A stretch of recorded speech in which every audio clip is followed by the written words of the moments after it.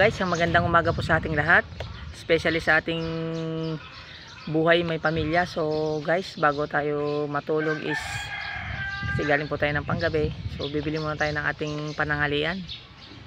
So kahit simpleng ulam lang, mapapasaya natin ang ating sarili para lang kumain ng simpleng ulam. So tara guys, at bibili po ako ng ulam namin ngayong tanghali. So tara na at samahan nyo ako bumili guys. Nandito na po tayo sa palengke para bibili tayo ng ating pananghalian ngayon. So ang bibilin po namin ngayon is tinolang manok na lang muna, kasi yun po naisipan ng ating anak para medyo masarap to kasi may sabaw. So guys, tara na at bumili na tayo.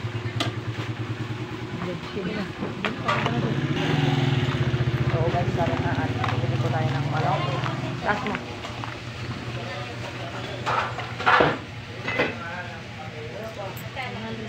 Bili tayo kasi may bumibili pa, kaya pumila muna tayo guys. So nandiyan na po tayo.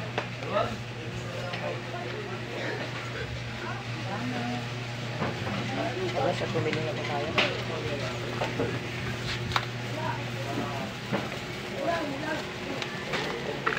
Pagkakanya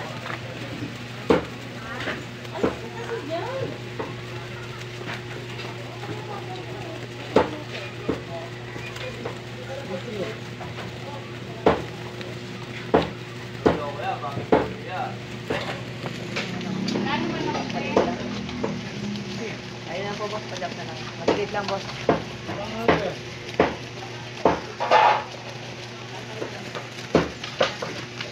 Ayun po boss, nakapilihan tayo natin bibiliin.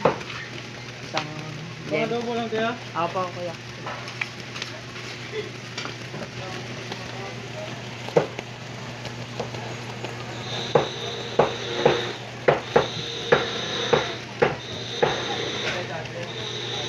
Pinachap-chap na yung ating nabiling ulam. Salamat. So guys, tara na, bumili po tayo ng avocado. So bumili natin yung pagbilang ulam natin. Tara na, dito po tayo sa kabila.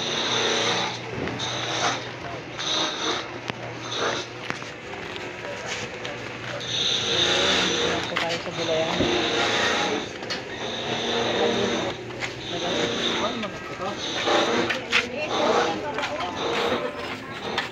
Guys, bibili ko tayo ng isang seat. Sayo. Ay.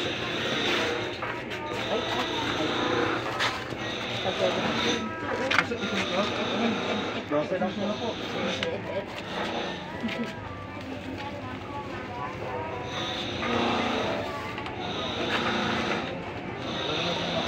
Basta itong pili lang ko lang.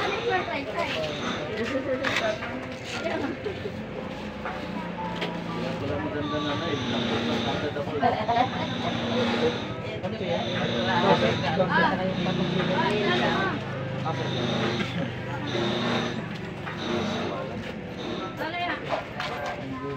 So guys, tara na. Nakabili na kami ng avocado. Ito po yung iba. Tara na po guys. Nabili natin. Simpleng ulam sa panangalian. Then, hindi na mantika. May mantika doon, wala pa. Cool.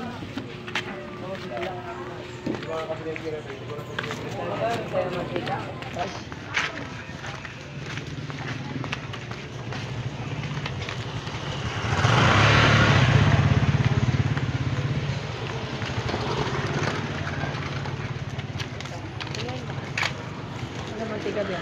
Tara dito. Walang mantika. Okay, mantika din. No?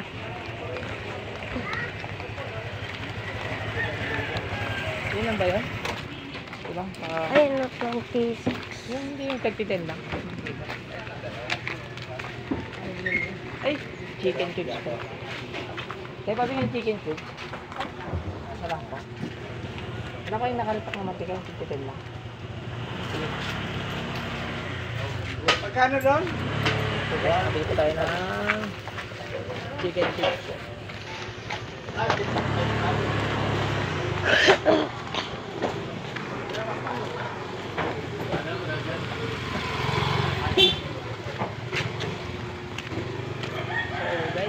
Nakabili na tayo ng ating ulam for lunch. So tara na, at lulutuin na natin.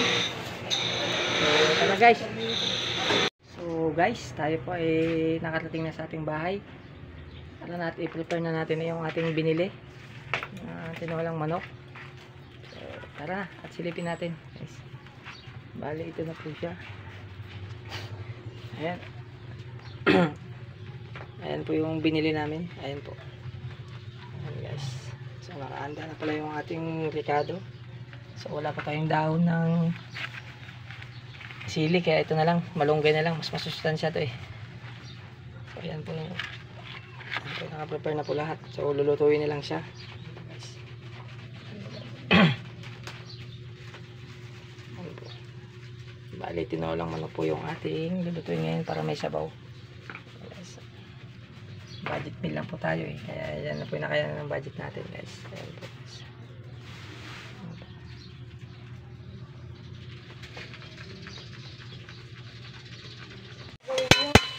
Hindi naman dapat yung pamilya. Hindi naman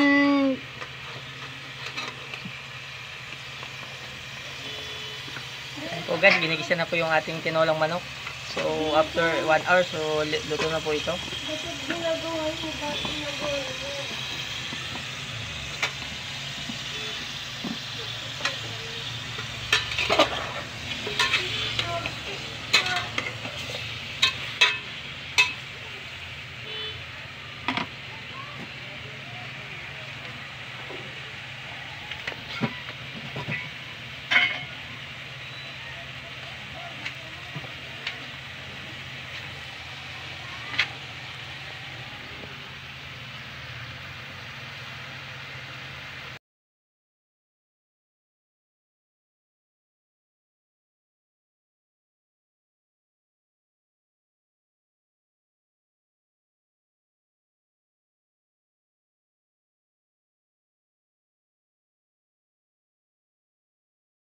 A few moments later.